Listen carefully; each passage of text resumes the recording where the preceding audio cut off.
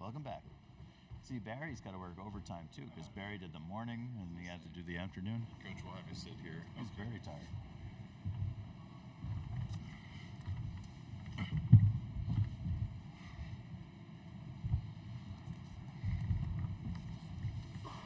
We're joined now by Barry Bedlin from the Associated Press and the 2023-24 Associated Press Coach of the Year from the Houston Cougars, Kelvin Sampson.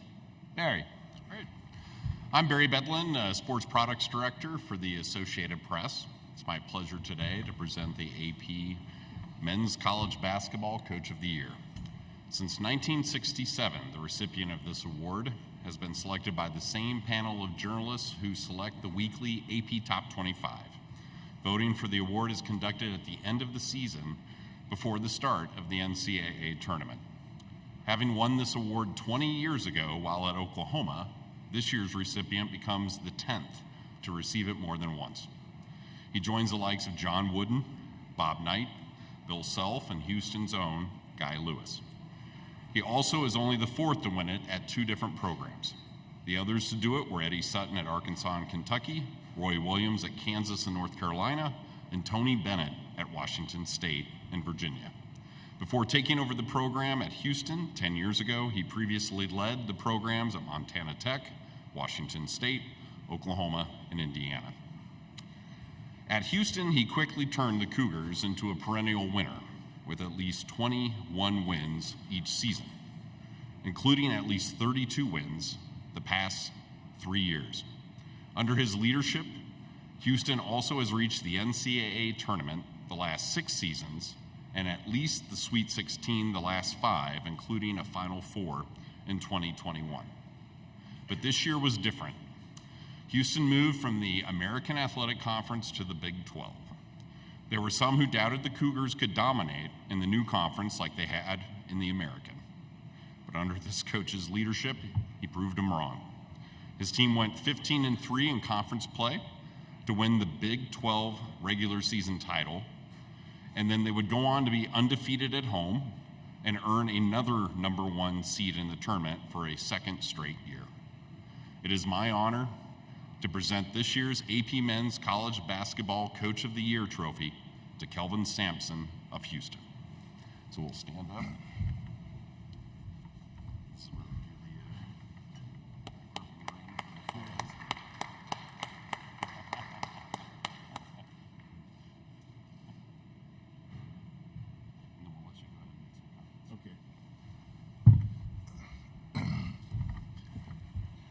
Well, first of all, thank you very much. It's an honor. When I was listening to the content of what he was saying, he said, I last won this 20 years ago. 20 years ago, I didn't think I'd be coaching now, so that's I guess a surprise in itself. First of all, I want to congratulate all the coaches that was up for this award. I can certainly think of 2 or 3 as deserving, or probably more deserving than me, to win this. So let's start with the 4 coaches that are still playing. I would certainly trade places with any of them. I would rather be out there playing tomorrow afternoon with my team than winning the award. I would trade that for sure. But you know, when you win an award, you stand on the shoulders of a lot of people. In this particular case, all the former players at the University of Houston and my staff, who I'm lucky to work with every single day. This current team was certainly a player-led team.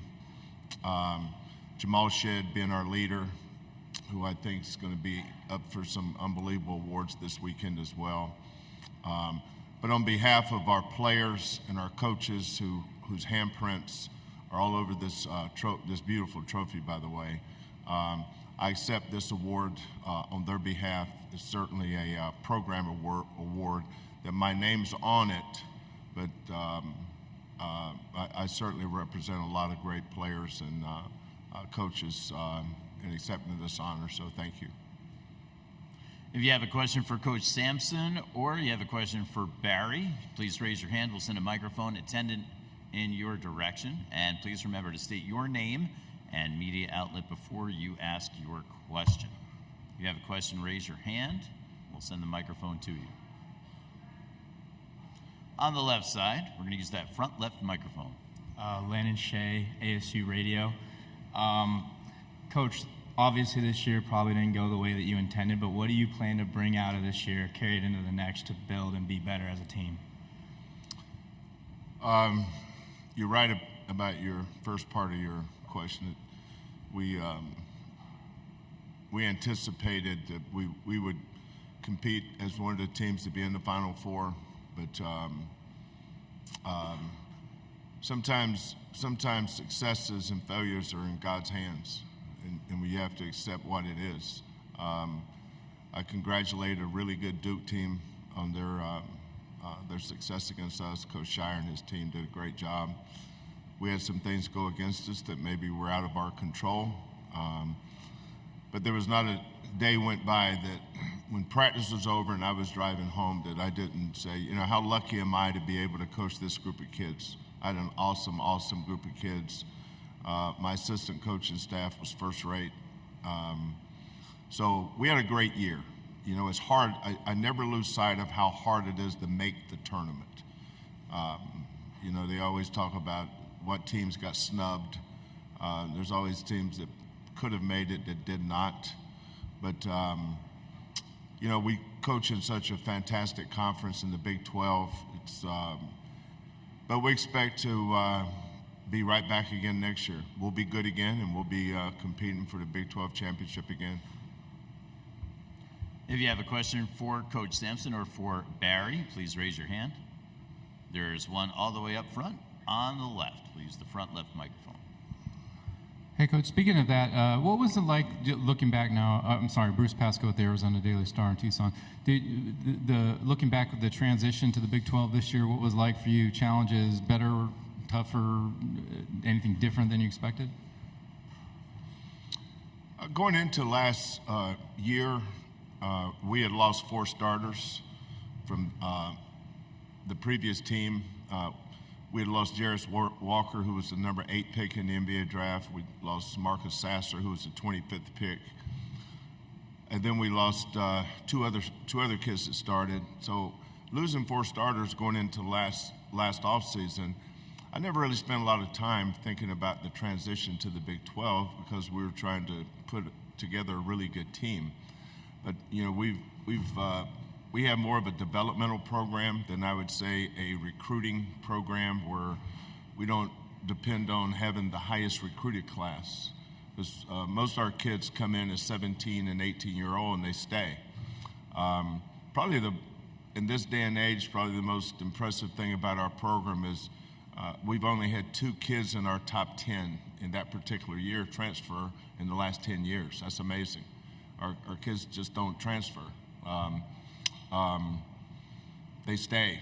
And our best players are usually in their 4th and 5th year. This year, our 3, when you look at our 4 starters, there's a good chance 4 of them will be back. And the ones that leave usually get drafted into the NBA. And that says a lot about our staff. That says my name is on this award, but my son Kelvin, 2 of my former players, Hollis Price and Quantas White, KC Beard, who's been with me for 10 years. Our staff has stayed together, and I think that's had a big impact on our success. Whereas a lot of programs lose 4 or 5 kids every year, they're having to start over. Our sustainability, our model of consistency has been our staff staying together and the way we identify and evaluate the kids we recruit. And we've been able to have great success on a year-to-year basis because of the kind of kids we recruit. Great character, tough kids. They want to be coached and they want to be the best they can be. And our staff's been able to do that. Continuing with questions for Coach Sampson or Barry. Raise your hand if there are any. With no more questions, I want to congratulate Coach Sampson, Associated Press Coach of the Year, and congratulations to Barry on two great news conferences today, Barry. Okay. Thank you, Barry. Yeah, thank you.